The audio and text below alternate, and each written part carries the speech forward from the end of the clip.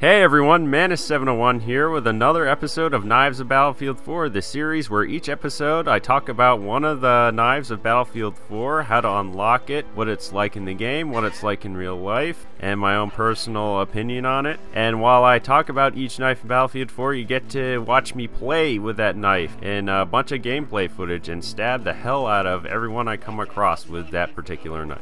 In this episode, I'm going to be talking about one of the most requested knives that people want me to talk about. It's probably the coolest knife in Battlefield 4, and the one with the most style and substance, and that is the Machete. Battlelog's official description for the Machete is Dima's Spetsnaz Machete. Take down an enemy with this melee weapon to steal their dog tags as a trophy. If you don't know who Dima is, if you remember playing the Battlefield 3 single-player campaign, Dima was a Russian character that you played in some of the missions, and you got to use the Spetsnaz machete in those missions. You unfortunately did not get to use that knife in the multiplayer for Battlefield 3, but in Battlefield 4 it reappears and you are able to use it in multiplayer. Unfortunately, in order to use the Machete in BF4's multiplayer, you have to play the single-player campaign first and beat the mission of Trapped Wolf Will. Once you beat that mission, you will unlock the Machete. Now that we've gotten all that out of the way, let's talk about the good stuff. What is the Machete like in real life? I spent a bunch of time reading about it on the internet, and I can say it is the most interesting knife I've read about so far.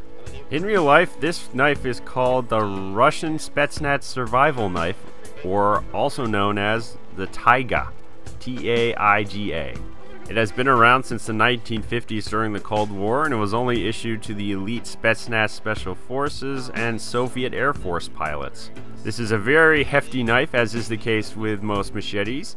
It is 15 inches long, and its blade is 9 3/4 inches long, and it is made out of very tough high carbon steel, and the entire knife weighs about 1.5 pounds.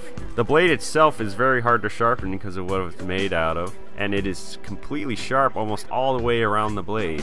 The blade is actually so tough that you can use the entire knife as a pry bar. What makes this knife so cool? Well, it is designed to do many different kinds of things, not just, stab people with. It's a survival knife. It is a multi-purpose tool. It's very versatile. You can use it to hammer, chop, cut, pry, saw, pummel, and even use it as a ruler. For more specific uses, it can be used as a grappling hook, a wood chopper, a bone cutter, a digging tool, a trigonometry calculator, a protractor, a measuring device, a saw, in addition to, killing people with it.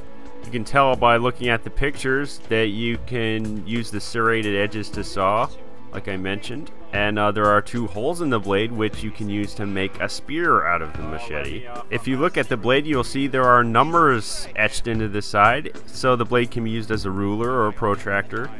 The blade also has 0 to 90 degree marks for navigation, and there's a sharp groove just forward of the hilt to cut parachute cords. The handle is also just as interesting as the blade. It is hollow, which makes the knife very tip heavy because the handle's so light and the blade is so heavy. The handle's pretty uncomfortable. You can't hold it for long periods of time. The handle is made out of orange colored bakelite. It has a waterproof compartment inside where you can store matches or a fishing line. Yes, you can use the machete to go fishing. If you unscrew the cap and the bottom of the handle to get inside it, there is an awl attached to it which can be used as an ice pick, a needle, or a screwdriver. That all being said, you can see that this is a freaking amazing knife, and I wish I had one to use in everyday use because that would just be cool as shit. Unfortunately, they are not in production anymore, so they aren't that easy to obtain. They're very easy to get in Russia, and they're a lot cheaper there. In the US, though, they can cost between $300 to $400. Maybe you have to go to a specialty knife website to get them, or on eBay. I saw 2 or 3 of them on sale at this moment. So how do I feel about using this knife in game?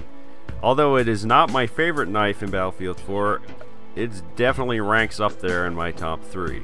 It's very cool looking, has a ton of personality. A lot of the knife animations, in my opinion, don't match the Machete at all. The Machete is one of the knives that would have benefited the most from getting its own animations. You can tell by the blade it doesn't seem like it would be a very good stabbing weapon, so some of the animations don't make sense. It doesn't have a pointy blade, so I can't see the knife just being plunged straight into someone, although I could be wrong. It would have benefited having its own knifing animations where you hack and slash and just use more like an axe rather than a stabbing weapon, and the animations would have been so brutal and amazing to watch. I fully intend to use this knife a lot more while I'm playing Battlefield 4, and I highly encourage all of you to play the single player campaign and unlock it, because this knife is just awesome. Well, that about wraps it up, guys. I hope you enjoyed watching the gameplay. I hope you enjoyed the commentary, and I hope you thought what I told you was very interesting. There will be a new episode of Knives of Battlefield 4 soon. Make sure you like, subscribe, and share with all your friends if you enjoyed this episode. Make sure you check out the previous episodes with the bayonet and the carbon fiber knife. And as always, this is Manus701 reminding all of you to always watch your back, and I'll see you guys next time.